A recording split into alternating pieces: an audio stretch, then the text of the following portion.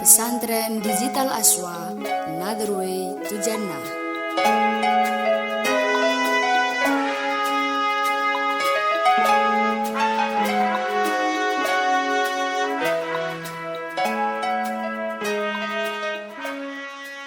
Assalamualaikum warahmatullahi wabarakatuh. Bismillahirrahmanirrahim. Alhamdulillah. Wassalatu wassalamu ala rasulillah wa ala alihi wa ashabihi wa mawalah, amma ba'da.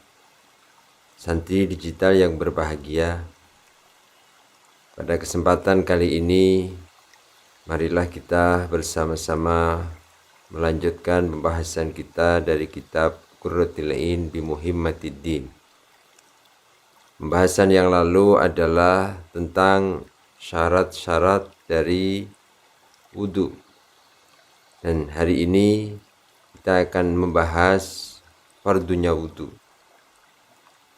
Ila hadratin Nabi al-Mustafa Sayyidina Muhammadin sallallahu alaihi wasallam, ila hadrati jami'il musannifin wal muallifin, wa nahussu khususan muallif hadal kitab Syekh Zainuddin Abdul Aziz bin Zainuddin Al-Malibari, ila hadrati jami'i syekhina wa masyayikhi syekhina, ila hadrati Simbah Hudari, Simbah Abdurrahman Hudari, Simbah Ahmad Muhammad Hudari. Syai'ulillahi lahumul fatihah. A'udzu billahi minasyaitonir rajim. Bismillahirrahmanirrahim. Alhamdulillahi rabbil alamin. Arrahmanir rahim. Maliki yaumiddin. Iyyaka na'budu wa iyyaka nasta'in. Ihdinas siratal mustaqim. Siratal ladzina an'amta 'alaihim ghairil maghdubi 'alaihim waladdallin. Amin. Bismillahirrahmanirrahim. Qala al-musannifu rahimahullahu ta'ala wa nafa'ana bihi wa bi ulumihi wa bi asrarihi fid dharain. Amin ya rabbal alamin. Bismillahirrahmanirrahim. Wa furuduhu sittatun. Wa furuduhu utawi piro-piro fardune wudu iku sittatun 6. Niyatu fardi wudu'in, swiji niat fardune wudu. Inda ghusli wajhin, nalikane masuh wajah. Wa ghuslu wajhi lan masuh wajahe mutawaddi. Wa huwa utawi wajhihi iku ma perkara baina mana biti roksihi, ing dalem antarane pira-pira nggon cukule rambut sirai mutawaddi. Wa muntaha lahyaihi lan katoke uang lorone mutawaddi. Wa malan perkara baina udunaihi ing dalem antarane kuping lorone mutawaddi. Wa ghuslu yadaihi lan masuh tangan lorone mutawaddi bikulli mirfakin sartane saben-saben sikut. Wa mashu ba'di ra'sihi lan ngusap setengahe sirahe mutawaddi. Wa ghuslu rijlaihi lan masuh sikil lorone mutawaddi. Wa tartibun lan tartib utawa urut-urut. Fardu wudu ada 6. Yang pertama adalah niat wudu atau mengerjakan kefarduan wudu atau menghilangkan hadas bagi selain orang yang selalu berhadas. Niat tersebut juga berlaku sampai di dalam wudu yang diperbaharui atau tajdidul wudu. Niat itu wajib ketika mengawali membasuh bagian wajah. Jadi jika seseorang membarengkan niat wudu di tengah-tengah membasuh bagian wajah, maka hal tersebut mencukupi dan wajib mengulangi bagian yang telah terbasuh lebih dulu. Umpamanya di tengah-tengah membasuh wajah baru memulai niat, maka basuhan sebelum niat itu harus diulangi lagi. Fardu wudu yang kedua adalah membasuh bagian luar wajah. Wajah yang dimaksud di sini dari sisi lebarnya adalah anggota di antara tempat tumbuhnya rambut secara umum dan bagian bawah tempat akhir dua tulang rahang. Tulang rahang itu termasuk bagian dari wajah, bukan bagian yang berada di bawah tulang rahang. Di bagian dalamnya itu bukan termasuk wajah. Sedangkan wajah dari sisi lebarnya adalah anggota di antara dua telinga. Jadi dari sisi lebarnya antara telinga yang satu dan telinga yang lain, dan dari sisi panjangnya adalah mulai keluarnya rambut menurut hitungan wajar. Ini mengecualikan kalau memang orangnya botak umpamanya, sampai yang di bawah ini adalah di tempat akhir dua tulang rahang.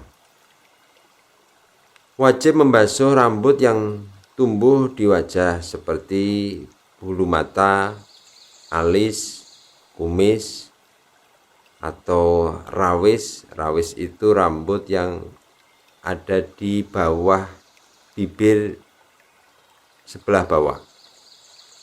Jenggot, yakni rambut yang tumbuh di bawah dagu. Sedangkan dagu adalah tempat berkumpulnya dua tulang rahang. Rambut ati-ati atau izar bahasa Arabnya, yakni rambut yang tumbuh pada tulang yang sejajar dengan telinga, itu namanya ati-ati. Dan juga godek, yakni rambut yang berada pada posisi akhir rambut ati-ati sampai jenggot. Jadi dari atas yang lurus dengan telinga namanya izar, ati-ati, dan ada lagi godek di bawahnya, terus yang di dagu itu namanya jenggot. Itu wajah yang harus dibasuh. Maka kemarin telah dijelaskan, seumpama di wajah ada sesuatu yang bisa mencegah air, ini harus dibersihkan terlebih dahulu. Seumpama di bagian mata ada beleknya, belek yang besar yang bisa menghalangi air masuk di sekitar mata, itu juga harus dihilangkan terlebih dahulu. Yang ketiga, fardunya wudhu adalah membasuh kedua tangan, yakni dua telapak tangan dan dua lengan besertaan setiap siku-siku. Jadi yang harus dibasuh adalah dua telapak tangan, dua lengan, sampai siku-siku juga harus ikut terbasuh. Maka untuk keabsahan wudhu, kita harus membasuh di atas siku-siku, supaya bisa kita yakini bahwa kedua siku-siku kita itu betul-betul terbasuh. Yang keempat, fardunya wudhu adalah mengusap sebagian kepala. Ini sudah kita jelaskan di depan bahwa membasuh dan mengusap ini ada bedanya. Kalau membasuh yaitu kita harus mengalirkan air. Contohnya wajah, kedua tangan itu harus dibasuh. Dan yang keempat ini adalah mengusap. Cukup dengan mungkin menempelkan tangan pada air lalu diusapkan di kepala, atau sebagian dari rambut kita. Maka hitungan kepala ini memasukkan daerah dua sisi dahi yang tidak berambut, itu juga boleh kita usap, dan juga kulit yang putih di bawah atau di balik telinga, itu juga merupakan kulit yang boleh kita usap untuk mencukupi fardu wudhu yang keempat ini. Batasan rambut kepala itu adalah ketika dari ubun-ubun ke bawah itu sampai wajah, Sedangkan rambut samping ini sampai pundak, rambut ujung belakang kepala ini sampai tengkuk. Jadi tidak sah kita mengusap rambut yang panjang keluar dari batasan kepala kita. Dan yang kelima, fardunya wudhu adalah membasuh kedua kaki besertaan setiap mata kaki. Dan yang terakhir, fardu wudhu yang keenam adalah tartib. Seperti yang telah disebutkan, yakni mulai dari mendahulukan membasuh wajah, lalu kedua tangan, mengusap kepala, lalu yang terakhir membasuh kedua kaki. Ini dasarnya adalah mengikuti ajaran Nabi Muhammad SAW. Maka ketentuan wudhu yang harus tertib seperti ini, kalau seandainya ada orang yang berhadas terus menyelam di kolam renang umpamanya, walaupun di dalam air yang jumlahnya sedikit, kalau mungkin itu bisa kita lakukan dengan niat yang sesuai, yakni dari niat yang telah disebutkan, maka hal tersebut telah mencukupi dari wudhu. Jadi orang yang berenang di dalam air, orang itu niat sekira waktunya cukup untuk melakukan tertibnya wudhu, maka itu juga telah mencukupi dari wudhu dengan 6 fardu yang telah kita sebutkan di atas. Itu 6 fardunya wudhu yang telah kita ketahui bersama, dan kita harus betul-betul memahami bahwa untuk melakukan ibadah, baik kita melakukan sholat, membaca Al-Quran, itu kita harus berwudhu. Kalau wudhunya tidak benar, wudhunya tidak sah, maka sholat kita juga tidak sah.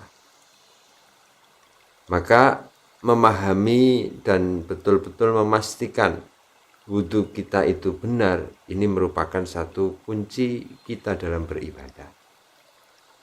Dan insya Allah dalam kesempatan yang akan datang, kita akan menampilkan video praktek wudhu supaya bisa menjadi satu gambaran dalam kita memahami pengajian kita tentang fardunya wudhu.